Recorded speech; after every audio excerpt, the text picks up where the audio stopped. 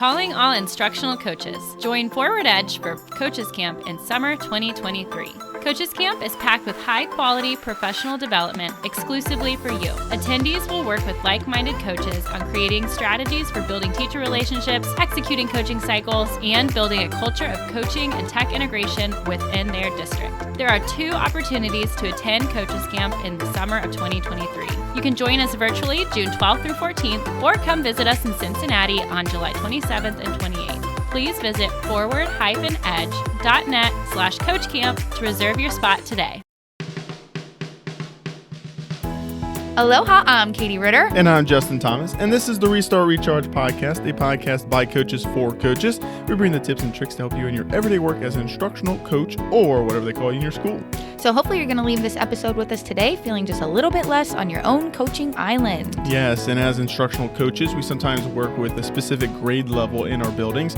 Other times we are serving the entire district or just including all grade level bands, but it can be a mystery sometimes in what EdTech strategies that you should employ with your elementary buildings. However, our littles are just as excited to learn and use technology, so we need to work with our teachers to get our littles to be able to use the technology. So today we're going to dive into a 2-part series that's going to look at how we can best tackle strategies to get our littles up and running with technology. And our first guest for this first part is Debbie Tannenbaum, and Debbie is an educator with over 20 years of experience. Debbie also works each and every day to transform learning using technology. During her time in education, she has served both as a classroom teacher in various grades and as an elementary technology coach. Outside of the classroom, Debbie promotes using technology tools to amplify student learning in her work as an instructional technology consultant, author, blogger, and speaker. You can connect with Debbie at tannenbaumtech.com. So welcome in, Debbie. Thank you so much for having me. Yeah, welcome, Debbie. And on our, before we started recording, I want to just add to your bio for you just a little bit. You are a recent ISTE certified educator, so congratulations on that huge lift. And soon to be, there we go. Oh, you nailed it. I did. Good thing I didn't do it. We'd have been listening to jazz music for 3 minutes. And soon to be a Virginia certified coach, too, as part of the VCC cohort. So that's awesome. We're so happy to have you here. So, okay, let's dive in. So we got a little bit of your background there, Debbie, but if you could just provide us just a little bit more about your background, particularly as an instructional coach working with elementary grade levels, because I know I can definitely speak for a lot of the coaches on our team. Sometimes working with elementary teachers, they doubt what little kids can do with technology. And so it can be really tough to get into those classrooms. So really curious to hear more about your background and kind of your experience in that space. Yeah, it's just so funny because as Justin was talking about instructional coaches, no matter what you're called, I giggled a little bit in the background because we're called school-based technology specialists, which I keep pushing that is not the name that we should be called because, people think we fix copiers and stuff. Yeah. Yep. If it has a plug, you can fix it. It's amazing. Or people ask me for batteries. But I've been really lucky the past 5 years to work in the elementary school setting as a tech coach. We're going to call it a tech coach because that's what it really is. And I have to be honest, when I first started, I had mostly taught 4th and 5th grade. So my expectations of what our littles could do was probably not realistic. And I present a lot about working with our littles and making sure they have agency and they understand how to use digital tools. And I remember when I first found out I was a tech coach and they said, oh, here's the master schedule, because in our district, you're on the master, there's one per school of a tech coach. And I looked and I saw that I had everybody K to 5. And then I saw that my kindergartners were Friday afternoon, and my first graders were Thursday afternoon at the end of the day. And I started working with them, and I talk in my presentations a lot about how it was like playing whack-a-mole. I'd help one kid and another kid would pop up, and I'd help another kid. And it was really, really frustrating to me. And I have to be honest, I tried to find some resources and I couldn't really find any. And at one point I found a podcast where this woman was talking about how she started teaching her kids icons. Her name's Pana Asafatana. And I reached out to her and looked at some of her stuff. And that really changed everything for me. It really helped me to realize that although our kids we think they're digital natives, and we think they know how to use technology. And even my pre-K kids can get on YouTube without a problem. Mm-hmm. They don't really understand how to navigate that digital learning environment. Absolutely. And I think Greg Bagby, who I follow, says it best. He says they might be digital natives, so we need to make them digital learners. Yes, and I love that. I love it too. When he said that, I was like, that's what I've been trying to say, and I couldn't find the words for it. So I make sure I give him credit for it. But I really started digging deep into helping my kids navigate that environment. And I've been really working on that in the past 5 years. And, it started off with what Hannah had showed me, and I was making morning messages with icons, almost like a rebus type thing. And then as it went forward, I realized I didn't have time for that. And I started using more algorithms where it would say, you do this and next you do this. At one point, I even had a word wall of icons. Nowadays, everyone has a device, so I don't have a room. But I've really been trying to focus on making sure the kids understand. Our kids have a 7-digit username, and then they have a password in kindergarten. And so it's a real challenge. Yeah. And as I started doing those things and teaching my kids those things, even my older students, my 5th and 6th graders, were benefiting.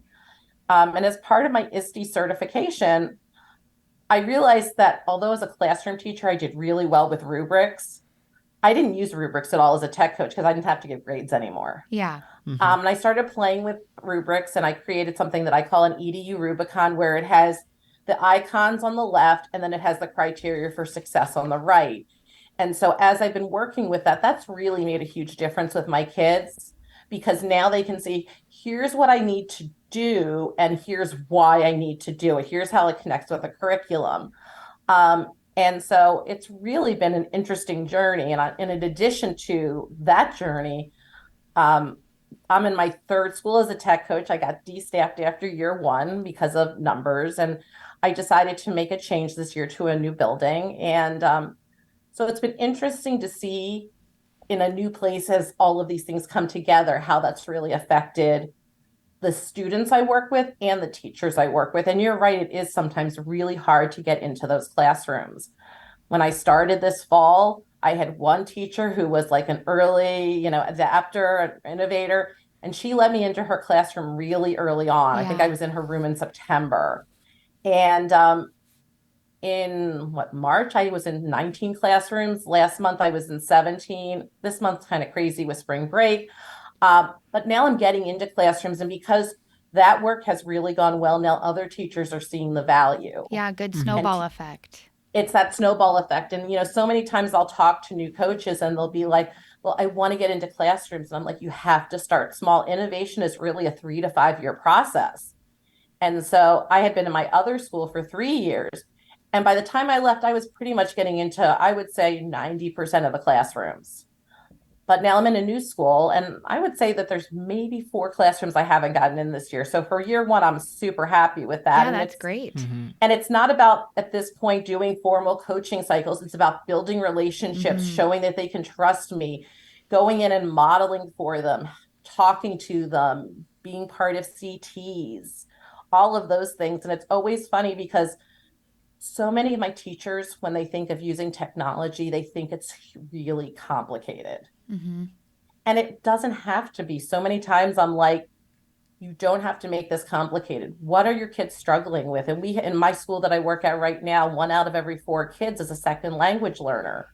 Wow. Well, what can we do to make sure that our students are not just writing responses on paper? Can we give them opportunities to use voice, to use video, to do all of those types of things instead of just doing things more traditionally? And that one teacher who I talked about, I met with her yesterday, and she said that she's shocked at the amount of engagement in her classroom since she started using more of these digital tools. And, she said to me, she says, kids who, if I was doing this traditionally, would not engage at all, are so engaged now, and they're so excited about learning because of all of that. And I said to her, I said, you couldn't have said anything better to me. And, I said it, and she's mostly using one tool that I use a lot, Wixie. And I said, it doesn't have to be complicated. You can do so much with one really versatile tool. And when I go into her classroom next week, we're going to try a new tool. And I guarantee the kids will see the connections then. Yeah, that's awesome. I have a couple of quick follow-up questions for you on that. You said Pana, and you said that you listened to her podcast. What was the podcast name? It was the 10-Minute Teacher podcast by Vicki Davis. Oh, got it. But she was on it. She was a guest on it. Yeah. Okay. Sorry about that. No, that's okay. And then say the name of the gentleman who you quoted again, Greg. Greg Bagby. Okay. And then, now like deeper follow-up question. Logistics are finished. Yeah, logistics there. I just like to, people, I think sometimes I love, when I hear good ideas, it's kind of like you popcorn around. So I want to make sure people got those I totally names. Get it. Yeah. So, so now I have a question because I was a secondary person. And although I have coached everyone K-12, I still, there are some, I'm always learning things about how I could have helped my littles and elementary teachers better because I didn't have that background. Like one big aha moment for me when I first went from just coaching secondary to coaching K-12. I was working with my partner, shout out Melissa Prohaska, but we were working side by side and she had been elementary and I'm like, I said something so ignorant, like, well, can't they just log in? And she's like, Katie, they don't even know how to read yet. Like, how are they going to log in? They don't know their letters, all their letters. I'm like, and that just like blew my mind. And ever since then, I'm like, oh my gosh, what a stupid thing I just said, So I think you mentioned the login, which is real. And I know some other folks have helped me realize that even like knowing the letter A doesn't necessarily mean you know what the capital letter A looks like versus lowercase letter A. So that throws kids off too who are pre-readers. But when you're saying the icons, I thought that was so interesting. And I just want to dig into that just a little bit deeper to understand really what you meant by that. So by icons, is that more in the sense of thinking of those really young pre-readers and writers who like word step by step wouldn't help them? Or is that the actual icons of where they're going to click, the app they're going to open, like what talk me through that a little bit more. Okay. So like it's really interesting. This year we have iPads for our pre-K and kindergartners, and so next year they're going to be expected to go on a computer for the first time. And so I made the decision with my, talking to my administration and my teachers that in the fourth quarter, which just started, that I was now going to have my kindergartners log on to laptops. So in the past, before iPads, I would have my students in kindergarten log in with their 7-digit username and their password, and it was a hot mess. And I've done lots of things. My kids, I have copies of paper keyboards. I have them color it. I do all of that kind of stuff. Well, now it's fourth quarter and my kindergartners are logging into computers, but now they know their letters and numbers. Yeah. They know what capital letters look like. They know what lowercase letters look like.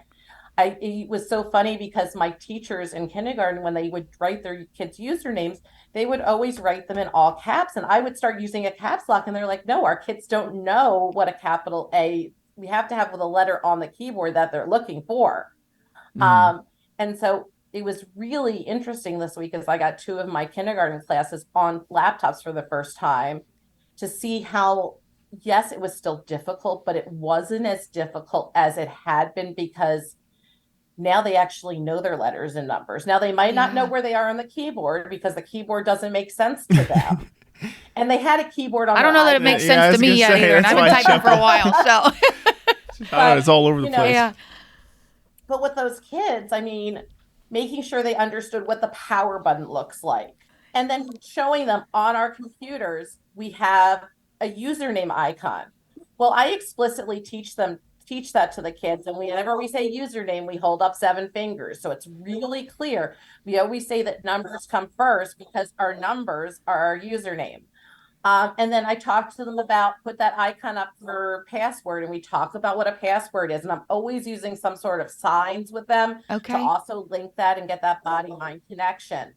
And so when they logged on this week, they actually had that. Now, in the past, before they knew letters and numbers, sometimes it could take us up to 4 weeks to get them on.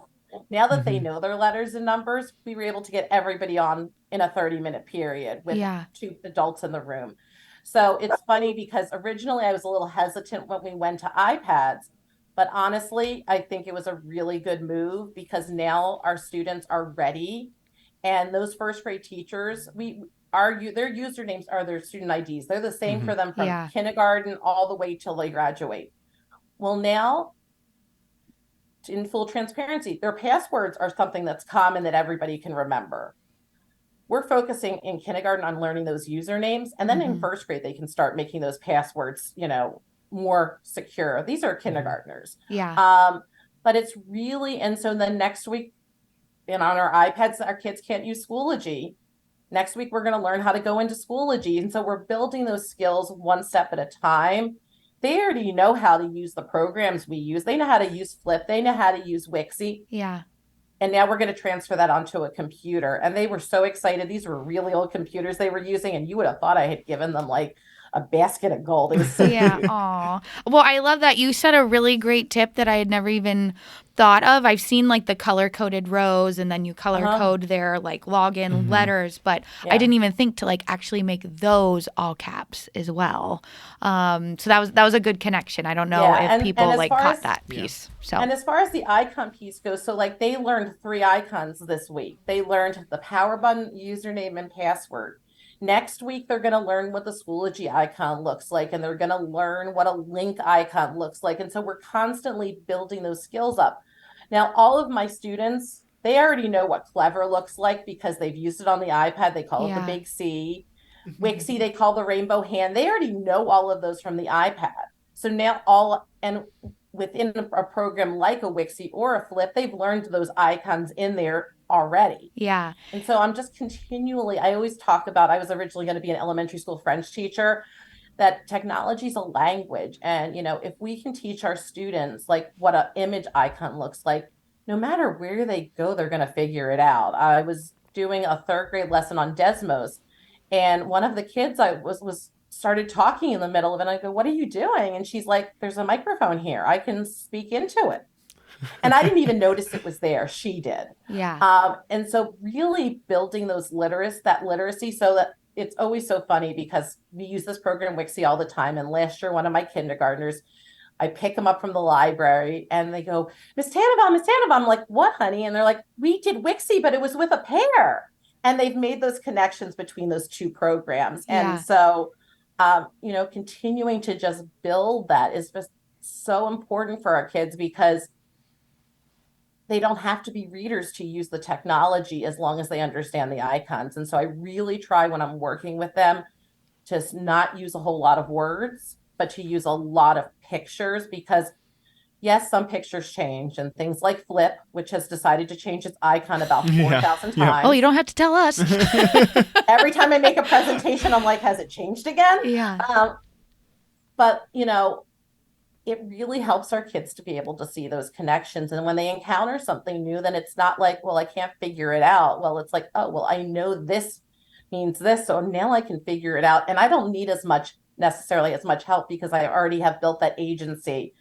I was spending a lot of time rescuing kids. Now I don't spend time rescuing kids. I spend time with kids raising their hands because they want me to see their work. And that's very different conversation. Yeah, that's awesome. Yeah, that is amazing. And obviously you've mentioned a couple of really good examples here, but is there anything else, like any other really good projects or anything like that you've seen or helped with your tech with elementary students? So maybe like a couple specific projects that you feel are really good to share for our listeners.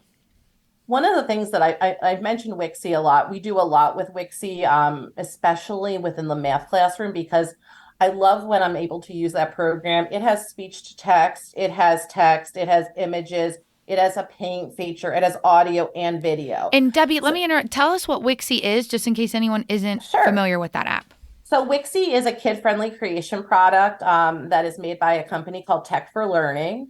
And it is probably my favorite program to use with my littles because it has 2 different versions. It actually has a primary version, and I only use the primary version with my pre-K kids.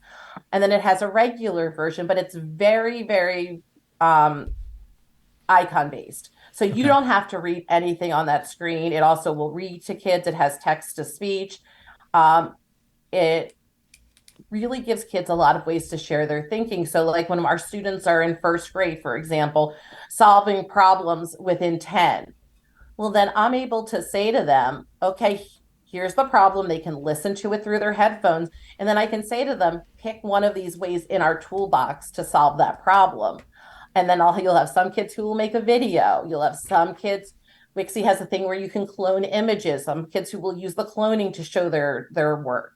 You'll have some kids who will be like, I'm just going to use audio, and you'll have some kids who will draw on the screen. But think about how that really honors our kids and gives them choice and voice.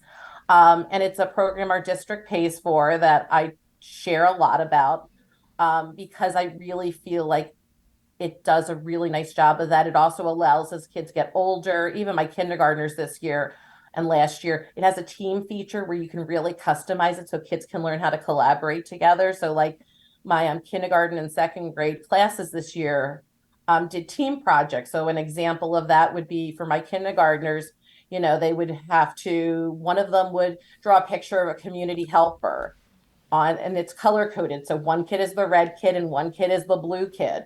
And then once they had drawn their pictures, they go on the next page that's their color and they say something they like about their partner's work.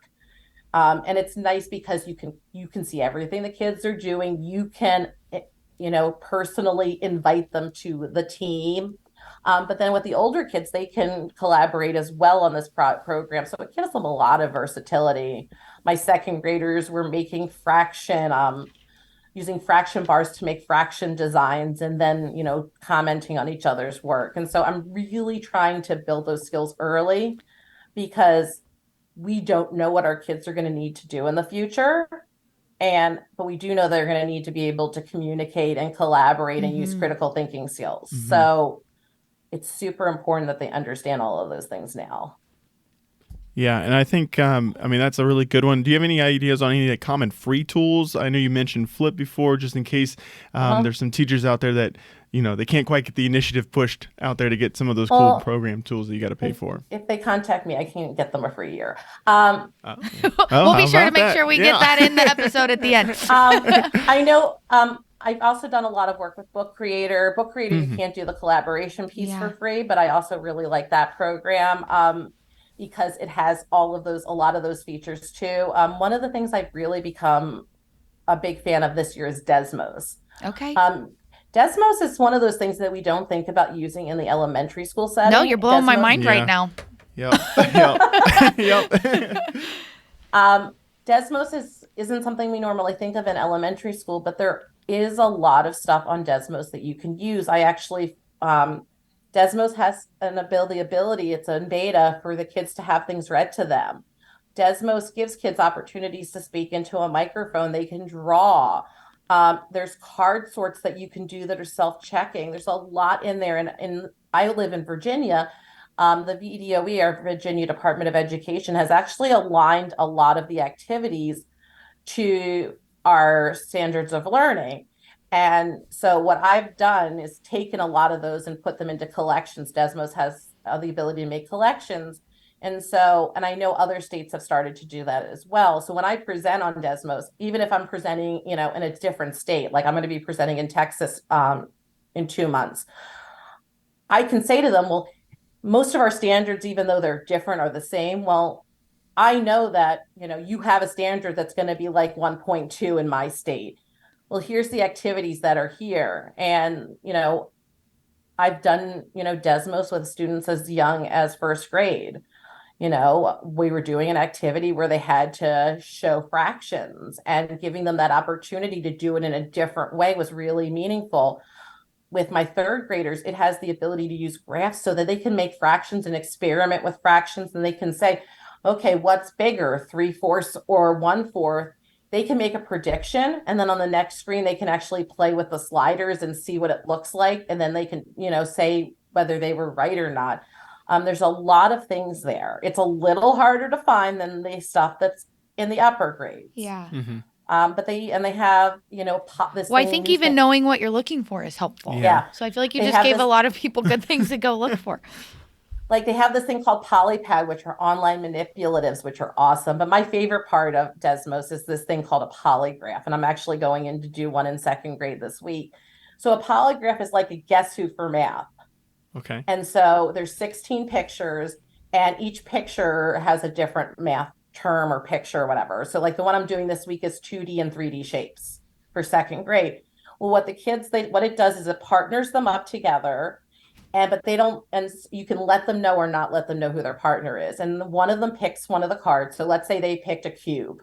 Their partner has to do questions. So is it a 2D shape? Well, if the partner says no, then they go on their page and they cross off all the shapes that are 2D.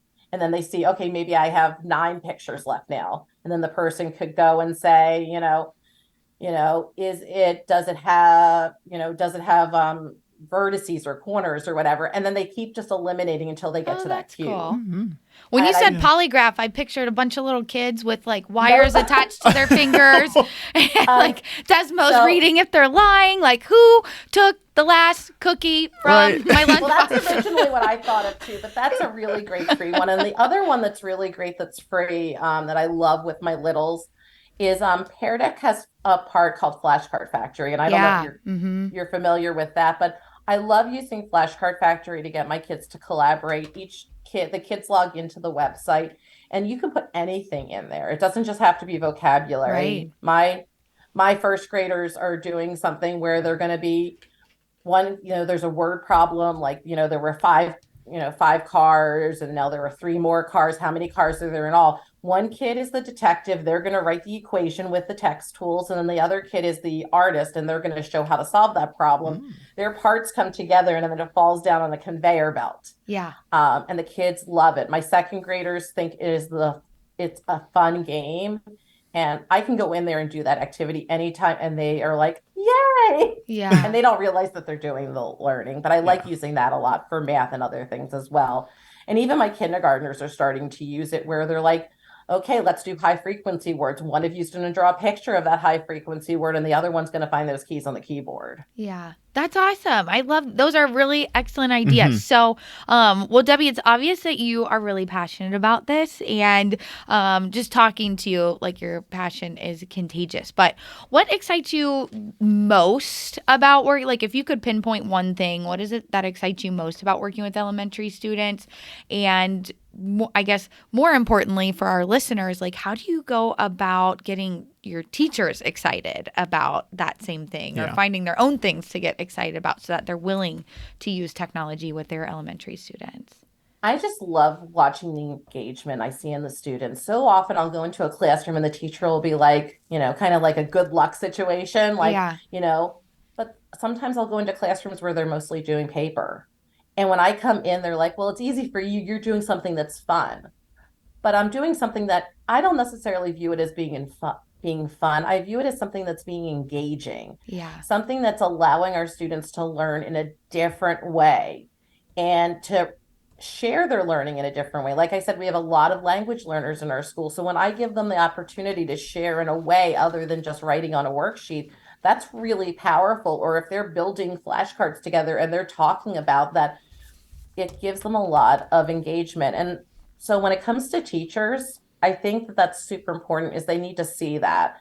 I am part of the master schedule, but my favorite part of my job is when I go in and I co-teach because the teachers can see how excited the kids are when I come into the room to teach a class, like for the master schedule. But when they're in there and they watch it happen, and then as the kids are working, I can show them behind the scenes what I've made and start working with them on those things. And then, slowly teachers start saying, well, can we meet after school so we can go into this more? When that happens, then there's this buy-in. And like, it was my second grade teachers this week. I was working with them, showing them stuff on that Wixie program. And they're like, there's all these things already made? And I'm like, yeah. I was like, my job is to make your job easier. My job is to help you to reach your kids in different ways. My job is not to make things hard for you. And so, I find that usually if I can get one person on each team who's really into it, then the rest of the team will eventually follow. And making sure they understand that this isn't about, yes, I have no problem with teachers, running to the restroom and things like that. But it's not about you grading papers. It's not about you running to the restroom, but it's about you learning with your kids. And that's such an important thing for kids to see. I mean, there's so much that we as tech coaches need to learn. on an everyday basis. And my goal is I want to take all that stuff that we're learning and be able to make it easier for my teachers to digest. I mean, as teachers start coming to me and asking me about AI and ChatGPT, well, I'm trying to digest all of that so then I can be able to give them a consistent and clear message, because there is so much changing. Yeah, absolutely. I like your suggestion of finding the peer influencers, and they can make, if we can't do everything. So if you can find some other people, who might be able to spark that willingness to try some things out with their littles, that's great. So, okay, we are going to take a super quick break from our sponsors, and we'll be back in just a minute.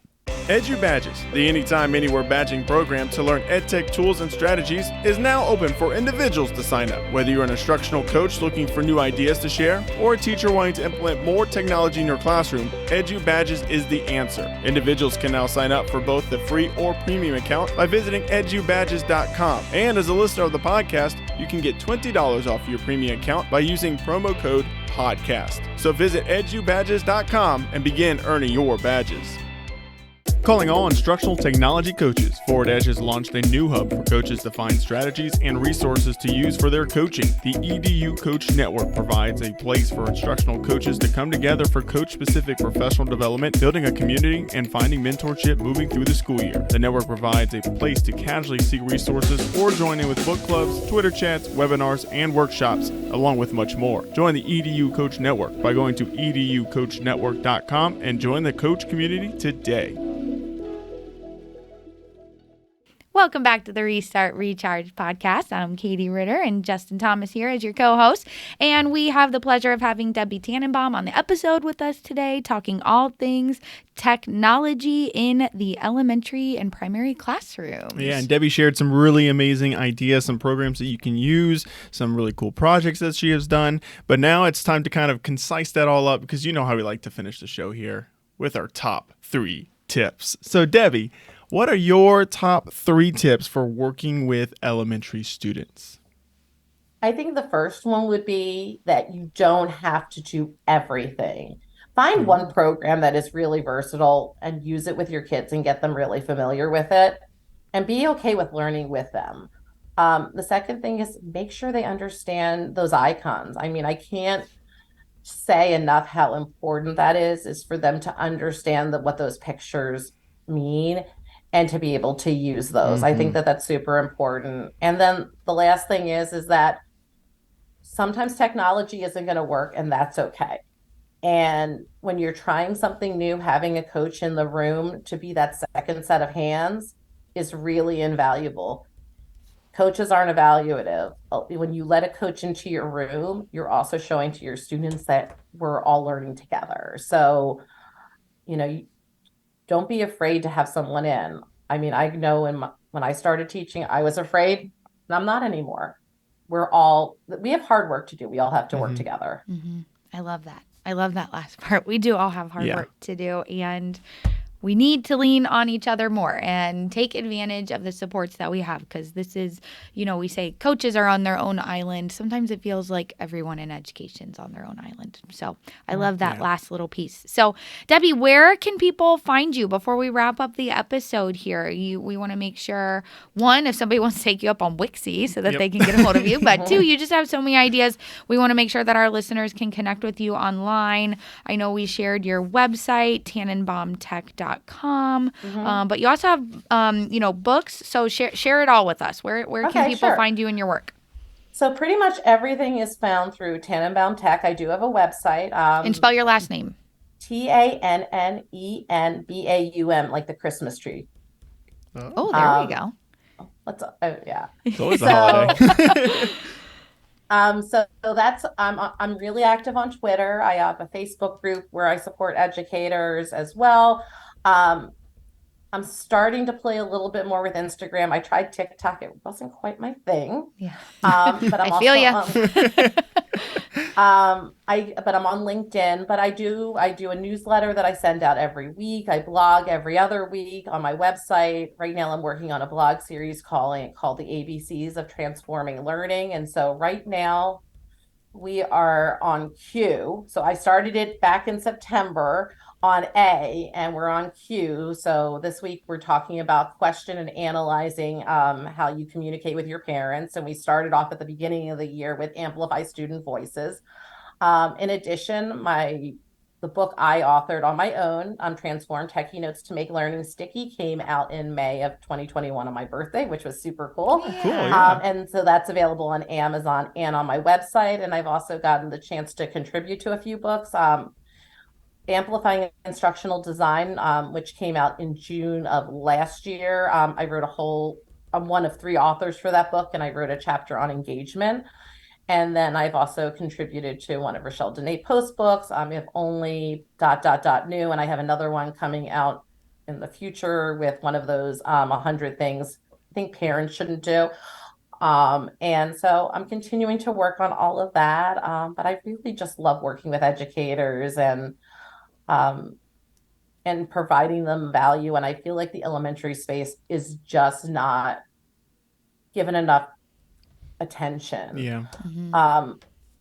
But I also shared a lot about math, and I'm a big proponent of using Project Zero's thinking routines, which is a whole different subject. And I've just been trying to take my C certification and put all of those things together and really focus on how we can get our students ready for the future, because so much is changing so fast, and we just need to make sure that we're giving them the tools that they need. Yeah.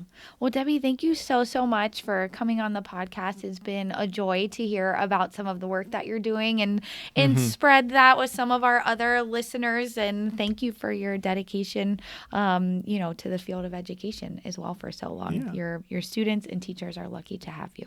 Thank you. And thank you so much for having me on. Yeah. This was really fun. Good.